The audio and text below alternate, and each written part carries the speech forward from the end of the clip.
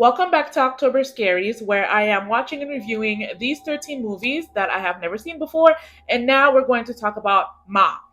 So, Ma is um, trying to recapture youth in a very creepy and inappropriate and predatory way, trying to recapture youth, trying to create a second chance, and then eventually turns into a revenge flick. And I had a wonderful time watching it with my sister.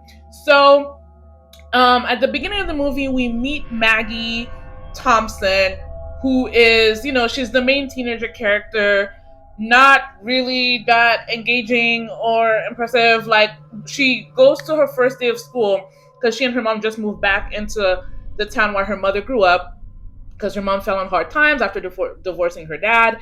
And that first day of school, she was looking so lost. She was looking like she was an alien from another planet. And I briefly wondered if she had been homeschooled prior. So, she wasn't really giving us much, but she was a good main character. So it's Maggie. The teenagers are Maggie, um, Andy, who is Maggie's crush, Chaz, Darnell, who is the black kid, and Haley, who is flick on as all get out, just rude. And so they are looking, they quickly adopt they quickly adopt Maggie into their little group, and they are looking for a sucker adult to buy them booze because they're underage, they're in high school. And everybody in this town is so damn rude. Like the adults that are passing by as Darnell is trying to get one of them to buy the booze for them, they're telling him to shut the hell. Like they were so rude. And eventually Darnell goes back into the van and is like, this is like so racist, y'all, like somebody else go do it. And so that's one of the things I liked about this movie, because that's one of the things I was worried about when I first saw the trailers for this movie back in 2019 was, Octavia Spencer, who was phenomenal, and did not do wrong by picking this project. And she was trying to like get revenge on her white classmates. Like I wasn't sure how this was gonna go, but it went very well. So they eventually land on Sue-Ann, who they eventually nickname Ma. Darnell gives her that nickname. And she recognizes the writing on the van as the van of Ben Hawkins, who is Andy's dad. Ben Hawkins is someone that Ma went to school with when she was younger, and that's what makes her decide to buy them the booze. And thus begins this predatory, inappropriate relationship between Ma and these kids, because within this group there's Andy, who is Ben's child, Maggie, who is what is her mom's name?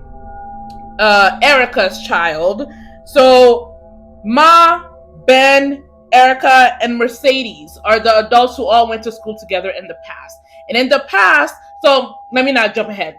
So Ma is buying them booze, and then she also invites them to come party in her basement. And this is like her chance to recapture her childhood, be part of the popular kids.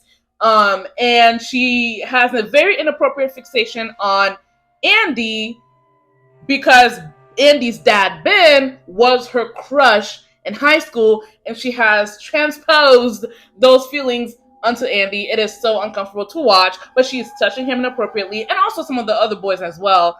But she's also like stealing stuff from the kids, like earrings, rings, and all that stuff. She is jealous of Maggie's relationship with Andy, but Maggie's also peeping some weirdness with the way Ma is acting. But she invites them, she hosts parties in her basement, but tells them that they cannot go upstairs because that is her domain. They can only stay downstairs. And, she's giving red flags here and there. Like their first time there, Chaz, says something very inappropriate and rude to her, and she pulls the pew pew on him, and tells him to strip, get naked. And he does, and he's afraid, and the others are afraid. But then she laughs and says like something like, "Gotcha, ha ha ha! This is not even real." And we find out later that thing was very real.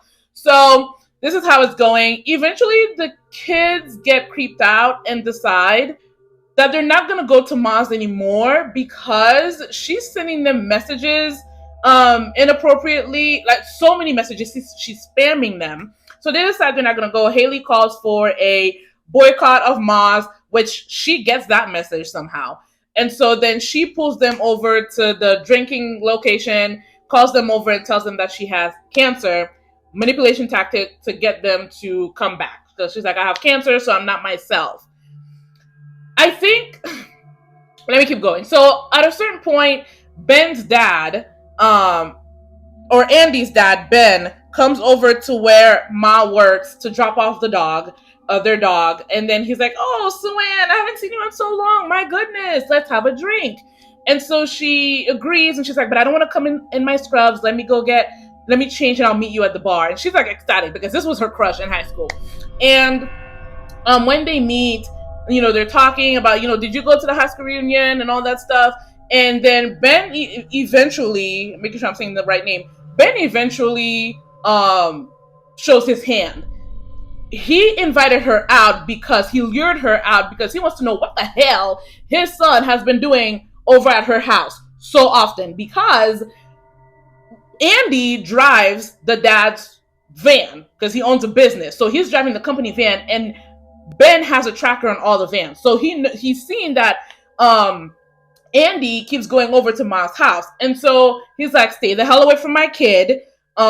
If I see him over there again, I'm not going to call the cops. I'm going to handle it myself, which, what? And he's like, you're a loser, Suan. Some people never change. And that is when this was the stressor, as the BAU gang would say. Because what happened was, when Ma was younger in high school with these people, she was like one of the few black kids in the high school, if not the only one. She had a crush on Ben. One day she got passed a note from Ben saying, meet me in the janitor's closet. And so she goes there. Before she goes there, this kid named Mercedes is putting lipstick on her and saying, like, here's how you give, oral pleasure. And then she goes, she does it in the dark in the janitor's closet. And then when she comes out, there's Ben standing in front of the rest of the school in the hallway. And she's like, Ben? And she turns around, it's this random dude who she just gave to, and she was traumatized. She was assaulted in school. And that's her backstory. And instead of moving away from the town, she still harbors this desire to belong, which is why she tried to recapture her youth with the kids and try to have a do-over. And what I was going to say before is that, do I believe Ma would have hurt the kids if not for Ben triggering her like that? I do believe she would have eventually hurt at least one of them. Because, yes, she said the cancer thing and reeled them back in, but they were highly suspicious. They were uncomfortable. Maggie was uncomfortable. So was Haley. Eventually, they were going to outgrow her. They were going to distance themselves. And I feel like that would have driven her. That rejection, especially with how rude Haley is, would have driven her and made her snap. But Ben did it.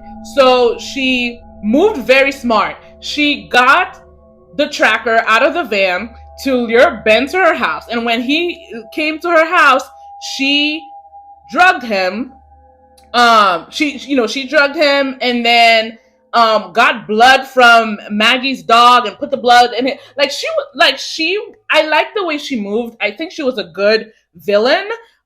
She got a lot of wins in this movie. She dosed all of the kids, and like she sewed Haley's mouth shut. She burned Chaz with an iron. She knocked out the pastor's kid. She painted Darrell's face white, saying like they only have room for one of us, which and she was about to,